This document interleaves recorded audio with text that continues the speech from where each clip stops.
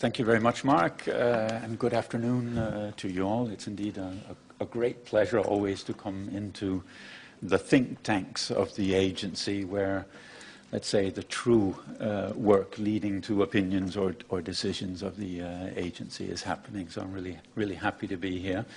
And knowledgeable, well, that's always an issue of what all the colleagues have told me. So it's a shared knowledge, if not only that of the colleagues who have told me.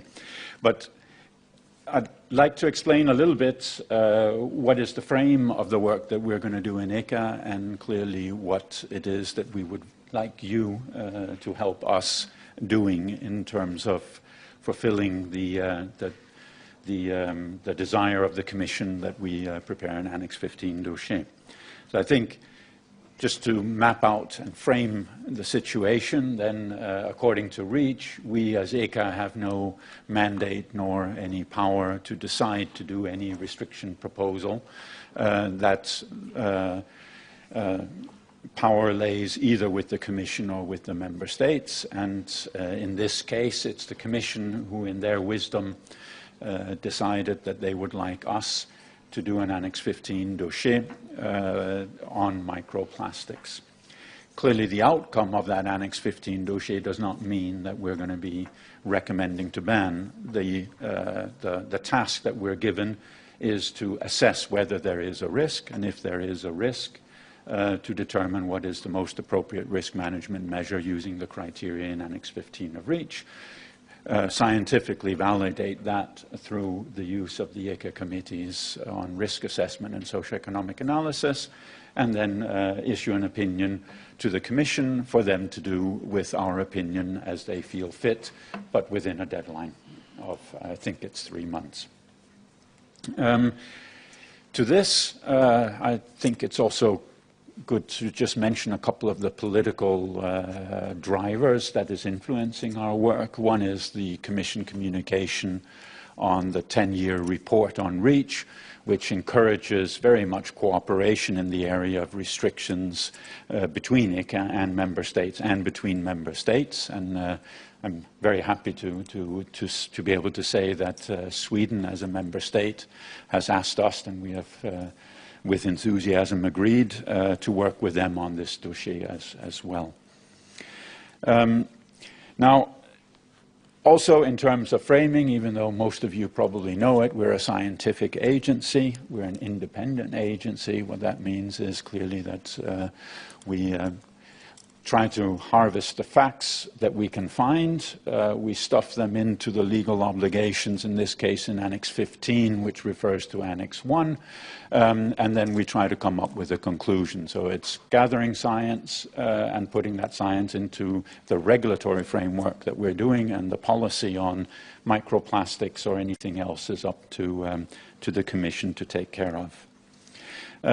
The mandate, or rather the request we've gotten from the Commission, is to look at all intentional uses of microplastics, and that thereby sets a very broad scope to start out with. Of course, one of our actions in trying to come from a fact-finding mode to actually producing a draft of our reasoning on whether there is or is not a risk in an Annex 15 format is to try to scope, or rather set boundaries around this very broad mandate, and try to determine where are microplastics actually used and in what products, categories and products they're used. Basically, what is also important to note is that if we don't have information, then we have to make assumptions. And of course, those assumptions based on no information can either be, no, we don't think there's a use, or they can be, we actually think that there could be a use, and therefore we need to include it in the assessment. And therefore any information on what is actually used and is actually not used, and in which sizes, helps us figure out what we can put into the assessment or not, but also to delineate clearly which uses are not valid to be looked at. We're also very interested in looking at potential alternatives, and that's of course down to the individual use level.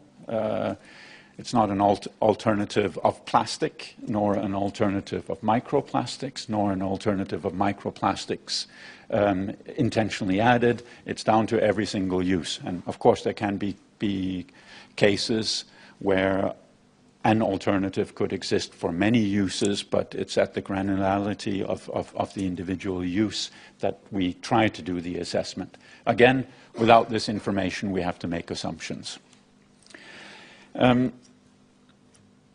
There is maybe one, so our main focus is clearly on the exposure. It's on use and the resulting exposure, and this has a lot to do with the fact that the risk side of the equation is something that after 10 years of existence, we're getting reasonably, no, I was just about to go too far. I was to say, we are reasonably confident that we are able to do this to a minimum standard. I was just about to say we're good enough to be able to do it, but I, of course, shouldn't say that in public.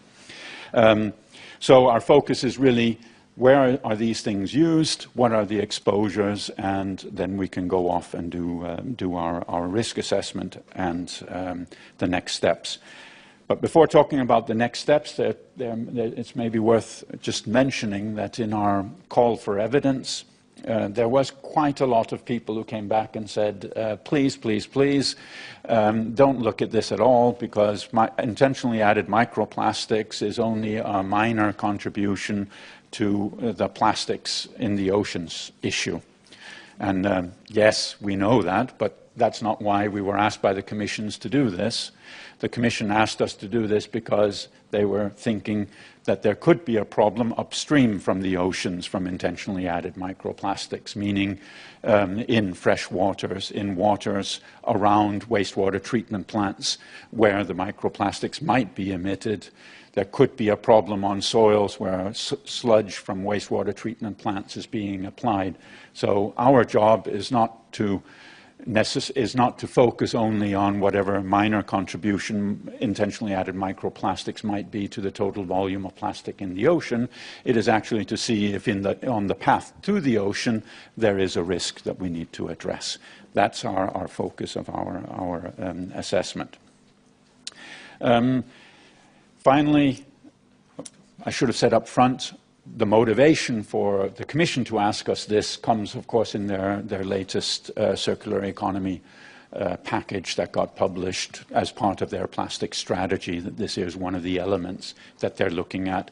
They've just announced another package which is going through the regular legislative procedure on addressing the unintentionally added plastics and the whole issue of plastic waste drifting into the oceans.